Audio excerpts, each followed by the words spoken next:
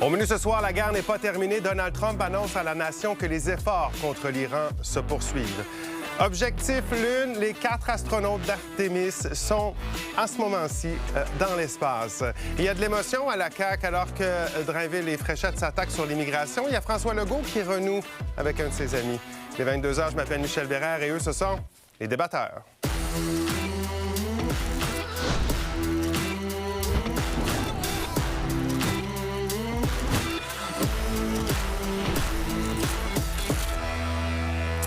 Autour de la table, en ce mercredi, on a Frédéric, Jacintève, Victor et Alain. Bonsoir à vous quatre. Les mots de l'actualité de Victor et de Frédéric ce soir. Victor, Régie. Régie comme dans Régie Essence Québec, qui est le nouveau site web qui a été mis en place par la Régie de l'énergie pour être capable de surveiller en temps réel les prix de l'essence. Moi, je l'ai essayé tantôt, c'est assez efficace, ça fonctionne comme... Il y a quelques glitches, mais ça fonctionne quand même assez bien. Ça va être intéressant pour magasiner le prix de l'essence. Moi, j'aime beaucoup ça, regarder. Tu vas changer de... Est-ce que c'est un bon endroit pour arrêter? Bien, rendu là, si tu vois que tu as 2 cents ou 3 cents de moins quelque part, pourquoi pas? Tant mieux si on peut le savoir. Tu roules beaucoup, si on le sait, alors ça peut être pratique. Frédéric, Tintin. Tintin, objectif Lune. Ben oui. On a marché sur la Lune. Hein? Alain est surpris, mais il est surpris parce que j'ai un mot d'entrée déjà en commençant. Mais au-delà de ça, je savais que j'allais accrocher votre attention. Le progrès scientifique. Ouais. Hein? Autant les livres d'Hergé ont fait rêver à l'époque, autant aujourd'hui, moi, ça m'a rappelé tout ça quand j'ai vu partir Artemis tout à l'heure. On va en parler dans quelques minutes, mais d'abord, on va parler de l'annonce à la nation du président américain ce soir qui a prononcé en fait son premier discours à la nation depuis le début du conflit au Moyen-Orient, il y a un mois maintenant. Donald Trump qui a vanté les progrès réalisés par son armée en Iran, qui, selon lui, est aujourd'hui un pays détruit. Ce serait une telle réussite que la guerre pourrait être bientôt terminée. Iran has been essentially decimated. The hard part is done, so it should be easy. And in any event, when this conflict is over, the strait will open up naturally. We are on track to complete all of America's military objectives shortly, very shortly. We are going to hit them extremely hard over the next 2 to 3 weeks. Et on retrouve notre débatteuse et spécialiste de politique américaine, Valérie Baudouin. Salut Valérie. Salut. La guerre qui pourrait bientôt être terminée, on a déjà entendu ça. C'est pas tant nouveau. Est-ce qu'on a appris quelque chose de nouveau ce soir? Pas vraiment. Honnêtement, c'est l'expression d'un courriel. Ben ça, tout ça aurait pu être un message sur Truth Social. J'ai l'impression que j'apprends autant de choses en suivant ces réseaux sociaux et ces déclarations que dans un discours à la nation qui se veut normalement très solennel pour des périodes spécifiques de l'histoire. On n'a pas appris grand-chose. Donald Trump, par contre, a parlé de ce 2 à 3 semaines pour réussir la mission. Est-ce qu'on a parlé du programme nucléaire, de qu'est-ce qu'on va faire avec l'uranium? Non. Est-ce qu'on a parlé de s'il y aura des gens qui vont être sur place? Non plus. Est-ce qu'on a eu beaucoup de contradictions aussi? Là, on veut pas un changement de régime. On n'a jamais demandé ça, mais Donald Trump a déjà dit « Je veux avoir mon mot à dire pour le choix du prochain ayatollah ». Alors, corrige-moi si je me trompe, mais il s'est vanté à un moment donné également d'avoir réussi à faire changer le régime. Oui, c'est ça. Alors, on n'en veut pas un, mais là, il y en a un. Alors, ça fait partie de plusieurs des contradictions qu'on a eues en 20 minutes. Bon. Quel était le but, au juste, du président avec cette adresse à la nation? Est-ce que c'était une opération de relations publiques, en quelque sorte?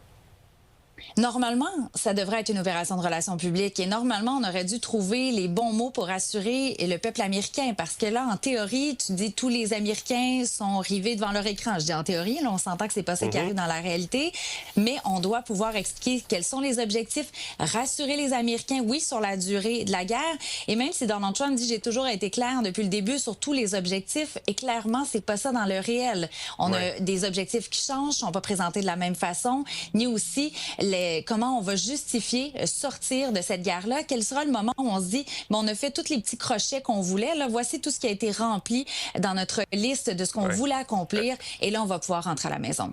Bon, qu'est-ce qu'il a dit sur le détroit d'Ormuz ce soir?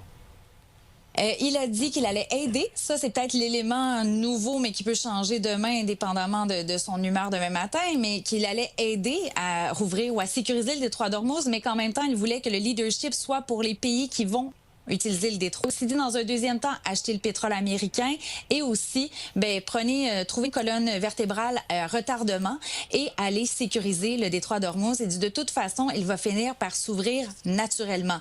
Je ne sais pas si c'est ça qui va rassurer les futurs navires qui vont devoir l'emprunter pour pouvoir transiger là, dans la région.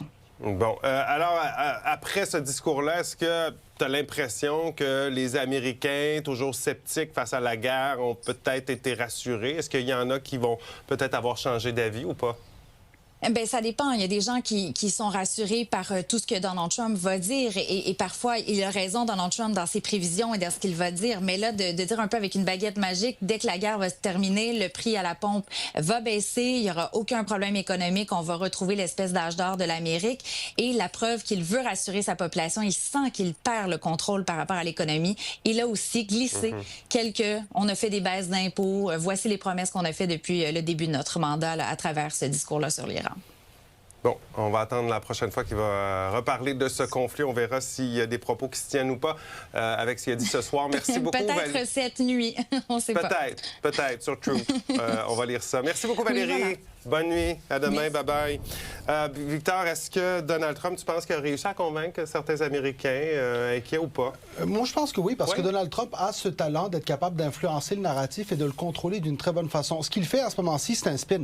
Et c'est tout à fait normal dans une situation comme celle-là. Il faut quand même se rappeler que, oui, la guerre, concrètement, elle touche des millions de personnes là-bas, mais elle touche des milliards de personnes au niveau des communications. Ce que Donald Trump essaie de faire, c'est de reprendre le contrôle du narratif, de répéter des messages qu'il a dit depuis un certain temps, et aussi de mettre une pression sur l'Iran, parce qu'il a encore précisé, dans 2-3 semaines, nous aurons atteint nos objectifs et nous allons frapper très fort. Donc, il maintient une pression, et ça, là-dessus, Donald Trump, il faut lui donner, c'est sa grande force depuis le début de son mandat. Alors, est-ce que tu crois le président lorsqu'il dit que la guerre est peut-être presque terminée? On parle de 2 semaines, quelque chose comme ça? Je ne crois pas le président. Je ne crois pas plus les leaders en Iran. Je ne crois plus personne en toute réalité. Moi, je suis là, je constate, je fais des analyses basées sur les faits qui sont là. Puis je pense qu'il y a des êtres humains qui souffrent. Il y a la population mondiale qui souffre par les prix qui sont en explosion. Le baril de pétrole, d'après les informations qu'on vient d'avoir, continue d'augmenter. Oui, tout juste après l'annonce. L'annonce, donc ça veut dire que, comme a dit François Lambert, c'est peut-être l'économie qui va dicter la fin de cette guerre-là. Oui, on a souvent l'impression que c'est l'économie qui dicte les moments où il prend la parole, justement. Jacinthe Ève, le président est en train quand même de mettre la table là, aux mi-mandats qui s'en viennent. Oui, il essaie de rassurer ses électeurs, il essaie de s'assurer de garder sa base intacte. Quand il nomme notamment ses alliés, il a pris la peine de remercier le Qatar, les Émirats arabes unis, l'Arabie saoudite, le Bahreïn, justement tous les alliés de ce secteur-là pour dire on est ensemble. C'est un message d'unité, c'est un message aussi qu'on a des partenaires dans cette alliance-là. Et l'autre chose, c'est que quand le président prend la peine aussi de mentionner qu'il a nommé plusieurs guerres et la durée des guerres que les États-Unis ont, dans lesquelles ils ont participé. Donc, c'est une façon de relativiser aussi le conflit actuel. OK, on va parler maintenant de ce qui s'est passé, de peut-être plus... ça dépend pour qui, mais positif ou joyeux aujourd'hui. Ça a donné un peu d'espoir. C'est un départ réussi pour Artemis 2. La fusée a décollé avec succès du Centre spatial Kennedy à Cap Canaveral, en Floride. Les 4 astronautes de la mission, dont le Canadien Jeremy Hansen, seront les premiers humains à graviter autour de la Lune en 50 ans. Ma collègue Lila Mouche a assisté à l'événement à l'Agence spatiale canadienne ce soir. Booster ignition and lift-off. The crew of Artemis 2 now bound for the... C'est précisément à 18h35 que la fusée a décollé de l'Agence spatiale américaine en Floride. À son bord, 3 astronautes américains et l'astronaute canadien Jeremy Hansen. Jeremy, c'est quelqu'un qui a une capacité vraiment extraordinaire de concentration. Et c'est aussi quelqu'un de très fédérateur, de très rassembleur. La mission Artemis 2, en quelques chiffres. Jeremy Hansen est le 10e astronaute de l'Agence spatiale canadienne à aller dans l'espace depuis 1983. La fusée est à peu près aussi haute que la Tour de la Paix à Ottawa. Et d'ailleurs, les astronautes vont parcourir plus de 2,25 millions de kilomètres en près de 10 jours avant d'atterrir dans le Pacifique. Maintenant, la capsule Orion va voyager pendant 2 jours pour faire une batterie de tests avant de donner la poussée finale vers la Lune. J'ai rencontré un peu plus plus tôt une ingénieure à l'Agence spatiale canadienne qui m'explique un petit peu comment ce voyage va se dérouler. Alors maintenant, il va rester dans l'orbite terrestre pendant à peu près 2 jours, un peu moins de 2 jours. Puis là, ce qu'ils feront, c'est vraiment de faire des tests de tous les systèmes, navigation, communication, système pour survivre, la toilette, de manger, tout dans la capsule. This is Jeremy. We are going for all humanity. Artemis 2, c'est le premier voyage habité autour de la Lune en plus de 50 ans. Et c'est le deuxième volet du programme Artemis qui devrait amener des astronautes à marcher sur la Lune en 2028. Mais tous ces tests ont un but, aller sur Mars. Et, on est tous soudainement des enfants un peu émerveillés par l'inconnu et puis fiers de ce que l'être humain peut faire. Le prochain gros événement, c'est à peu près dans 24 heures. Quand on va prendre la décision, est-ce que oui ou non, on quitte l'orbite terrestre pour aller vers la Lune. Il y a comme un trop-plein d'anticipation au moment du décollage, évidemment, encore une fois, un relâchement. Moi, au décollage, un astronaute, on dit, OK, là, ça devient dangereux. C'est la partie dangereuse qui commence. Fait que moi, mon soulagement, c'était 8 minutes plus tard, lorsque les moteurs se sont éteints et que j'ai su que mon bon ami Jeremy et ses collègues étaient en sécurité dans leur vaisseau spatial, en orbite, dans l'espace autour de la Terre. Et c'était beau de voir à quel point il y avait un respect. C'était quasiment un peu... c'est comme d'être dans une église. Hein? Oui, solennel et très, très émotif. Information qu'on a aussi appris aujourd'hui, c'est que Jeremy Hansen a emmené du sirop d'érable avec lui dans l'espace. Mais fait un peu plus important, Jeremy Hansen est le premier astronaute canadien à aller aussi loin dans l'espace. L'exploration lunaire commence bel et bien. À l'Agence spatiale canadienne, Lila Mouche pour Nouveau Info. Frédéric, j'ai l'impression que c'est un sujet qui se parle beaucoup à la maison. Qu'est-ce qui t'emballe le plus dans cette mission bien spatiale? Informé, hein? Je l'ai dit tout de suite. Oui, vas-y. Oui, c'est ça, ma conjointe travaille pour l'Agence spatiale comme avocate. Alors oui, on en parle souvent, j'en entends parler. Passionnant comme sujet pour toi. Oui, puis je parlais de Tintin, là, puis j'insiste. Pour moi, je vois ces images-là, je revois encore toute l'espèce de David Saint-Jacques disait, on est comme des enfants qui regardent ça, puis c'est exactement ça. Au final, de voir qu'on est capable de faire un tel tour de force d'un point de vue scientifique, franchement, c'est magnifique. Oui, il y a une fierté d'avoir un Canadien parmi cette mission-là. Ben oui, on a développé quand même un sentiment anti-américain depuis un bout de temps quand même. Et là, c'est une façon de regarder la politique et la géopolitique de façon différente parce qu'on fait de la collaboration entre les États-Unis et le Canada, notamment dans ce voyage-là. Est-ce que ça peut, Victor, selon toi, nous aider à améliorer nos relations avec les Américains? Bien, je pense que c'est surtout une démonstration que malgré les différences qu'il peut y avoir, on reste un allié privilégié des États-Unis. Le Canada a été invité sur cette mission, seul pays étranger à avoir été invité sur cette mission-là. Et tant mieux, c'est parce que c'est aussi une reconnaissance de l'expertise canadienne dans le domaine, donc bravo pour ça. C'est des missions qui coûtent excessivement cher, on en reparlera un peu plus tard, mais est-ce que selon toi, Jacinthe, ça peut être payant, des missions comme celle-là dans l'espace? Sur le plan scientifique, absolument. C'est ça le progrès, quand on parle souvent de progressisme, mais on est souvent dans le progrès social, le progrès scientifique, la recherche de la connaissance, ça passe par ces missions-là notamment. Oui. Bon, alors, on va en parler ce soir pendant notre débat. On a l'impression de savoir où vous positionnez déjà, pour ou contre les missions habitées sur la Lune, parce qu'il faut comprendre que cette mission-là, elle vient en plusieurs étapes, et un jour, c'est pour pouvoir avoir un camp de base sur la Lune pour atteindre Mars. Alors, pour ou contre ces missions habitées, c'est la question du grand débat. Allez répondre, commenter également. On fait ça à 22h30. Après la pause, la classe politique est perturbée par la vidéo virale d'une policière de Montréal qui se fait violemment insulter. Est-ce qu'on devrait réglementer? Nos débatteurs vont se prononcer là-dessus un peu plus tard à l'émission.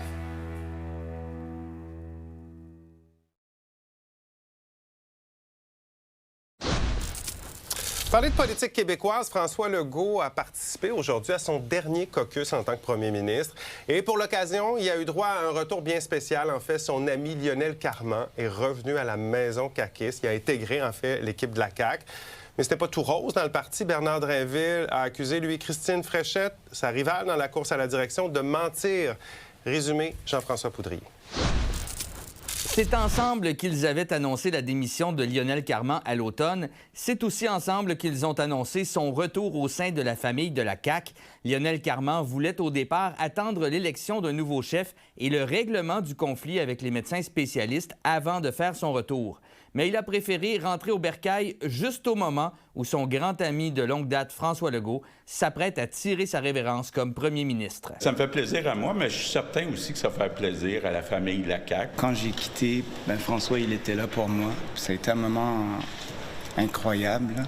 Et c'est important pour moi d'être là avec lui cette dernière semaine. Je suis très heureux que notre aventure à la CAQ se termine comme elle a commencé, ensemble. Déjà, Lionel Carman avait surpris un peu tout le monde la fin de semaine dernière en s'affichant aux côtés de Christine Fréchette lors du dernier débat de la course pour remplacer François Legault. Pour le premier ministre, d'ailleurs, ce sont des jours forts en émotion, lui qui présidait sa dernière réunion du caucus ce soir et son dernier conseil des ministres en après-midi. Demain, ce sera son dernier discours en Chambre. J'ai vraiment beaucoup de peine qu'il s'en aille. On va se dire la vérité, là. L'ensemble des élus, c'est grâce à François Legault. Là. Il m'a fait confiance dès le début. Aujourd'hui, je suis ministre dans son gouvernement. Mon cœur est gros. Chacun des moments est un moment émouvant. Hier, dernière annonce avec lui aussi. C'est un grand changement. Mais pour ce qui est de la course à la direction du parti, on ne peut pas dire qu'il y a beaucoup de place pour l'amitié en ce moment, surtout quand il est question d'immigration. Selon ce qui a été publié dans le quotidien La Presse ce matin, rouvrir le PEC pour 2 ans, comme le propose Christine Fréchette, permettrait à 125 000 immigrants d'obtenir leur résidence permanente, ce qui pourrait prendre 6 ans à traiter. Bernard Drainville a accusé ce matin Christine Fréchette d'avoir caché ces chiffres lors du dernier débat. Pourquoi donner un chiffre qui n'est pas bon, puis prendre le risque de te faire prendre? Puis savez-vous quoi? Elle s'est fait prendre. Alors moi, je trouve qu'elle a beaucoup fragilisé sa candidature. Est-ce que ça s'appelle mentir aux gens? Ça s'appelle dire le contraire de la vérité. En fin d'après-midi, Christine Fréchette a répondu à Bernard Drainville. Elle a précisé au quotidien La Presse que malgré les chiffres avancés par le ministère de l'Immigration, elle compte accepter un maximum de 29 000 immigrants permanents provenant du PEC pour 2 ans, donc un total de 58 000 personnes. À l'Assemblée nationale, Jean-François Poudrier pour Nouveau Info. Jacinthe, est-ce que Christine Fréchette a manqué de jugement comme le prétend Bernard Drainville, selon toi? Peut-être pas de jugement, mais de connaissance du dossier. Vraisemblablement, elle a démontré sa méconnaissance d'un dossier complexe qui est l'immigration. Les chiffres, c'est pas facile en matière d'immigration, je veux dire. Et puis, Bernard Drainville a un sacré bon point de dire comment elle va se débrouiller dans un débat des chefs si elle est première ministre aux élections prochaines. Comment elle va se débrouiller avec toute cette information-là quand elle sort des chiffres approximatifs comme ça? Alain, toutes ces attaques-là, qu'est-ce que ça fait à l'image de la CAQ qui, déjà, avant la course, avait perdu des plumes? On espérait que la course donne un coup de pouce. Est-ce que ça nuit? François Legault, quand il est parti, il était à 17 Dernier sondage léger, ils sont à 9 On dirait que plus la course avance, les insultes, les attaques, peut-être que Bernard Drainville a fait un bon coup aujourd'hui. Ça va peut-être l'aider à améliorer son sort. Mais une fois ce fait, il reste plus beaucoup de temps avant l'élection. Il va en manquer beaucoup pour recoller les pots cassés. Il y en a qui doivent avoir hâte que cette course-là se termine. Plusieurs. Parlons de Lionel Carman, qui revient aujourd'hui. Est-ce que tu as été surpris de ce retour de Lionel Carman? Un peu surpris, surtout touché. Moi, je comprends que la politique, c'est une question de valeur, d'engagement puis de conviction, mais c'est aussi une question d'amitié. Et la réalité, c'est que l'amitié entre François Legault et Lionel Carman, elle date de longue date et elle est vraiment sincère. M. Carman, probablement des députés les plus appréciés à l'Assemblée nationale, ce n'est pas pour rien. Je trouve ça le fun qu'ils soient revenus. Puis c'est vrai que de finir en politique les deux comme ça ensemble, c'est un symbole qui est important parce que ça se fait en équipe, la politique. Est-ce que tu es d'accord avec ça ou tu es suspicieux? Non, moi, je pense que le prochain ministre de la Santé, là, je pense pas qu'il serait revenu autrement. Tu as une petite prédiction comme ça. Mais sinon, je suis tout à fait d'accord avec lui. Ça fait du bien de voir ça au-delà des conflits partisans. Un peu d'humanité, un peu d'amitié, un peu d'amour. Selon toi, il a promis quelque chose? Pas pour revenir, il n'y a pas besoin. Non, pas besoin. On verra. J'avais entendu ici au premier. C'est clair qu'il est le premier à le dire. Notre sondage Express en ce mercredi, ça porte sur ces attaques entre les candidats à la direction. Est-ce que c'est en train de nuire à l'image du parti? Allez répondre à la question pendant la pause. On aura les résultats au retour. Et tiens, au passage, vous avez des commentaires à partager avec nous, des idées de débat? Vous pouvez m'écrire. Voici mon adresse.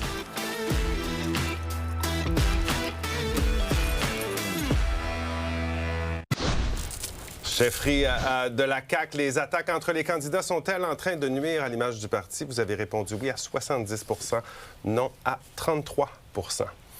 Le ministre de la Sécurité publique est revenu sur les propos misogynes à l'endroit d'une policière de Montréal. Yann Lafrenière dit qu'il a été choqué par la vidéo, tellement qu'il a pensé là, au départ qu'elle avait été carrément générée par l'intelligence artificielle. Hier, l'Assemblée nationale, Jacinthe en parlait, a adopté à l'unanimité 2 motions pour condamner les insultes contre les agents. Mais Québec ne prévoit pas adopter de loi pour interdire ce genre de comportement. Le ministre Lafrenière assure que le gouvernement ne se défile pas. Il pense en fait que c'est plutôt aux municipalités d'agir en la matière. D'ailleurs, dans plusieurs municipalités au Québec, il y a un citoyen, un citoyen qui insulte un policier peut vraiment recevoir une contravention, ce qui n'est pas le cas en ce moment à Montréal. Hier, je parlais à la mairesse de Montréal, Soraya, et je lui disais qu'elle aurait tout mon support pour avoir un règlement municipal. Comme policier, ça voudrait dire c'est un règlement provincial qui devrait rédiger un rapport d'infraction, l'envoyer au directeur des poursuites criminelles et pénales. Par la suite, un constat serait envoyé par la poste aux délinquants. Fait que vous comprenez que l'effet dissuasif, on l'enlève à ce moment-là.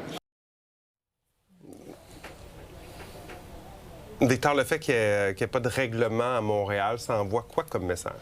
Ça envoie un très mauvais message. Ça envoie le message que nos forces policières ne sont pas protégées, qu'on accepte la violence verbale. Ce qui s'est passé est absolument inacceptable et il faut légiférer. Plusieurs pays d'Europe le font. Le ministre a raison, par exemple. La législation criminelle doit venir du fédéral et les règlements municipaux doivent se faire. Mais ce n'est pas normal qu'à Montréal, on ne l'ait pas mis en place alors que c'est mis en place à Québec. Ouais. C'est complètement ridicule. C'est mis en place dans plusieurs municipalités. Il y a d'autres grandes municipalités comme la Ville de Québec, tu le nommes, là. Puis il n'y a rien qui empêcherait la Ville de Montréal. Puis en même temps, Frédéric pourrait peut-être le confirmer, mais je pense que même au niveau provincial, dans le code de sécurité routière, il y a des choses qui pourraient être faites. Donc là, peut-être que tous les policiers devraient prendre ça en compte. Là. Parce qu'il faut dire, puis on va revenir à l'aspect légal, ça dépasse les limites de la liberté d'expression, selon toi. Là. Oui, là, on n'est pas juste dans la violence verbale ou dans les insultes. On est dans les tentatives d'intimidation. On a tenté d'intimider une femme policière. Et quand on a vu d'autres vidéos circuler aussi à l'endroit d'hommes, quand on dit on s'est tapé ta fille hier, ta mère c'est une ci, ta grand-mère c'est une ça, on est toujours. Il y a un but d'ébranler quelque chose, non? Bien, sur l'intimidation comme telle, c'est déjà prohibé dans le code criminel entrave à la justice. On parle de 2 ans d'emprisonnement maximal. Et on peut même penser aussi qu'il pourrait y avoir intimidation face à un personnel du système judiciaire, auquel cas, là, c'est 14 ans d'emprisonnement maximal. Ceci dit, on n'est pas dans ce cadre-là ici. Qu'est-ce qui serait le plus simple pour éviter que chaque municipalité ait la question qui se pose est de savoir est-ce que ce type de propos-là, orduriers, d'insultes, constitue de l'intimidation? Moi, je vous dirais qu'on est sur la ligne. Probablement, est-ce que la policière s'est sentie intimidée? Je ne sais pas. Par contre, la solution, ce serait quoi? C'est un règlement, tout simplement, où on amende le Code de sécurité routière à Québec. Merci, bonsoir. Petite insulte...